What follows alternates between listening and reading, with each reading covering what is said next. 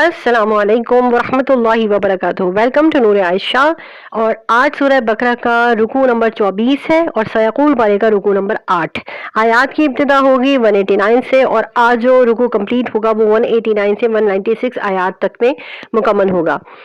سب سے پہلے اگر آپ نے ہمارا چینل سبسکرائب نہیں کیا ہے تو اسے ضرور سبسکرائب کیجئے اور نیکی کی نیت سے کسی نہ کسی کو کسی گروپ میں، کسی واٹس ایپ گروپ میں، اپنے انسٹا پر کہیں پر بھی شیئر ضرور کیجئے تاکہ کوئی نہ کوئی آپ کی ڈاؤن لائن میں قرآن کریم کی تفسیر سننے والوں میں سے شامل ہو جائے۔ اعوذ باللہ من الشیطان الرجیم، بسم اللہ الرحمن الرحیم۔ آیات کی ابتدا ہے یسألونک عن الاہلہ قل ہی مواقیت۔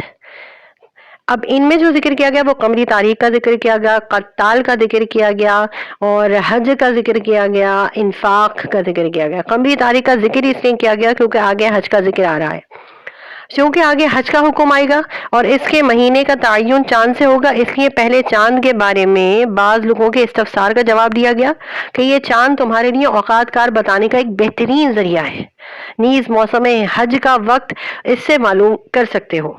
پھر بعض آداب معاشرت کی بھی تعلیم اسی کے ساتھ دے دی گئی ہے۔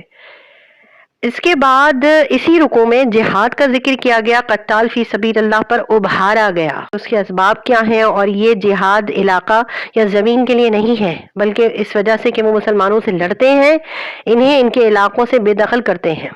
البتہ مسجد حرام کعبے کے آس پاس یعنی حدود حرم میں جنگ سے روکا گیا ہے اور کہا گیا کہ وہاں پہ جنگیں نہ کی جائیں سوائے اس کے کہ دشمن خود ہی لڑنے لگے ہیں۔ اگر کفار جنگ سے باز آ جائیں تو جنگ بندی کر دی جائے گی۔ قتال کا مقصد فتنے کا خاتمہ اور دین کی بالادستی ہے۔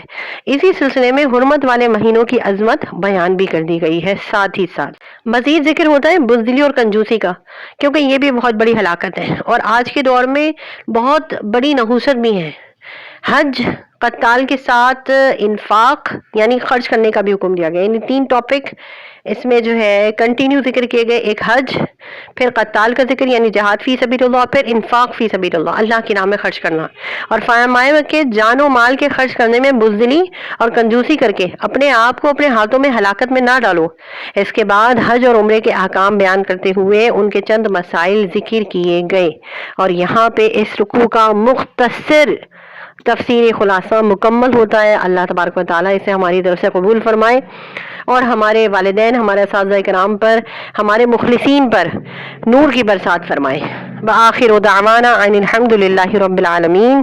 ربنا تقبل منا انك انت السميع العليم، اللهم اغفر لي ذنبي ووسع لي داري وبارك لي في رزقي، ربنا آتنا في الدنيا حسنة وفي الآخرة حسنة وقنا عذاب النار، آمین اللہم آمین بجاہ النبی الامین صلی اللہ تعالی علی محمد صلی اللہ علیہ وآلہ وسلم۔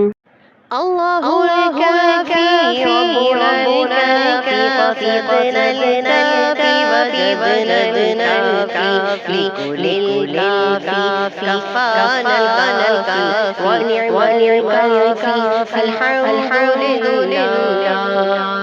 اللہ الکافی ربنا الکافی قصدنا الکافی وجدنا الکافی لكل الکافی کفانا الکافی ونعم الکافی الحمد للہ۔